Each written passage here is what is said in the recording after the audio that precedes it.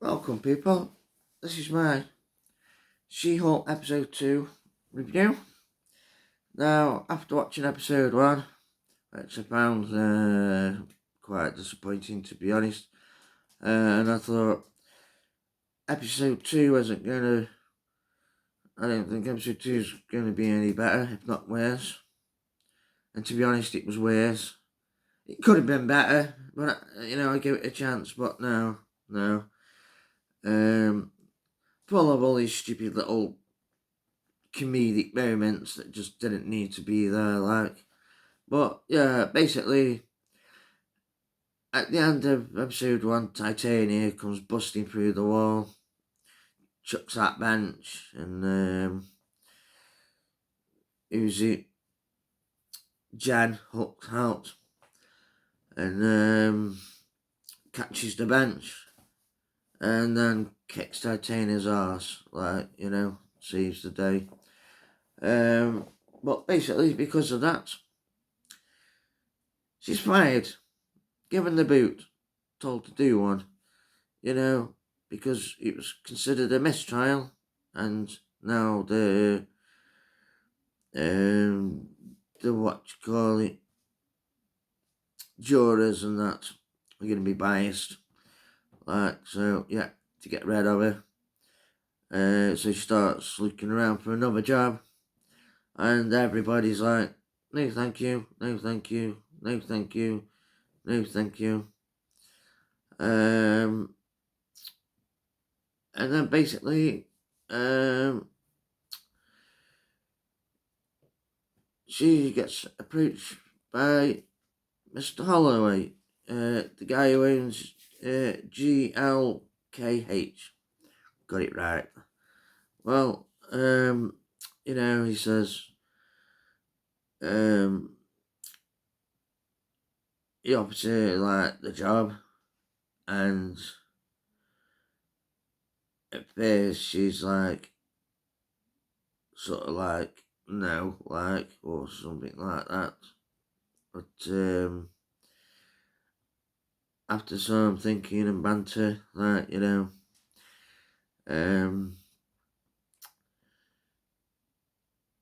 she says like, okay, but I want to have my own paralegal. But she says, yeah, whatever, sure.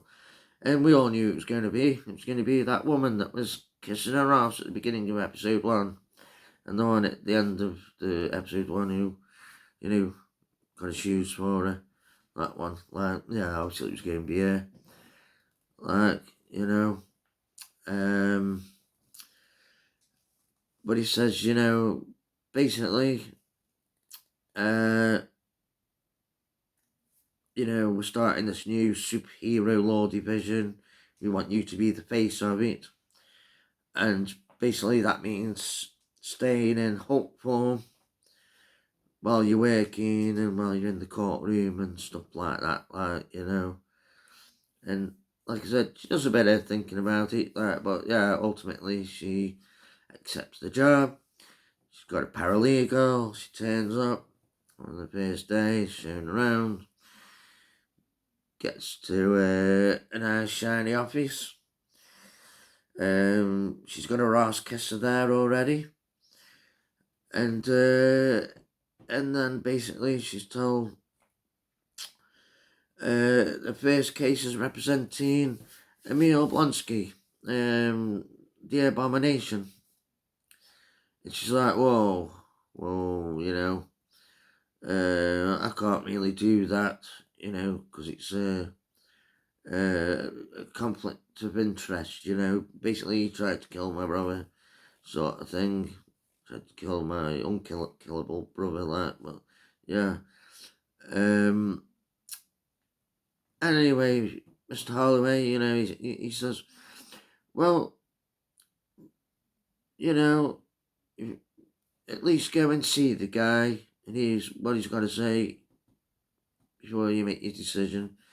So off she goes to see him at this high security prison thing. And she gets to the door, she's in Hulk form, like, and the guard says, sorry, can't let you in like that. empowered. Well, so she shrinks down to her normal form, and he lets her through the door.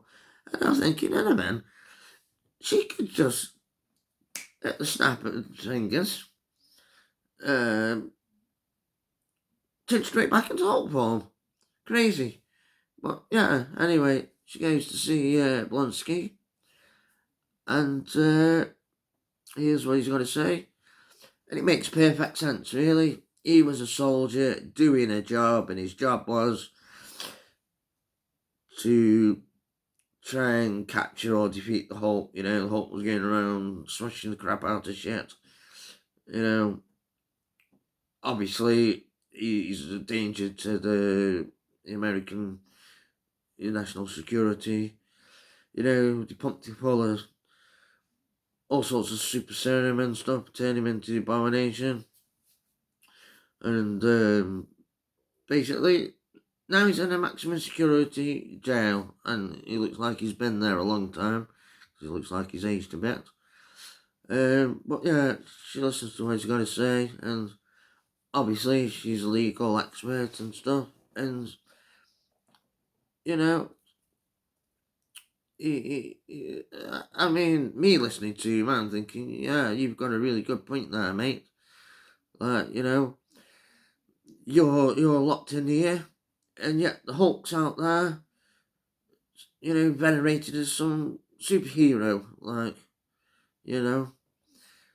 Anyway, off she goes, and she decides to call Bruce to get his advice, and we get one of them, you know, supposedly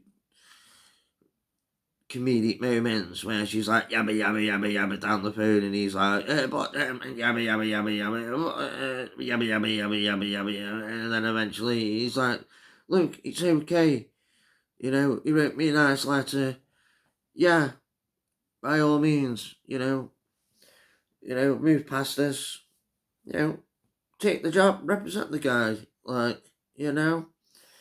So then she you know, phones Mr. Holloway. You know, sir, yeah, I accept.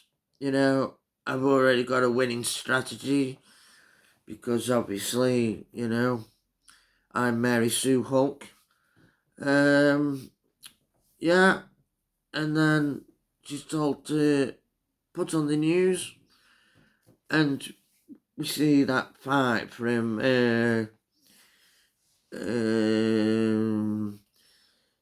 that I can't remember what they're calling it now, but that triumph or whatever that was Shang-Chi, you know,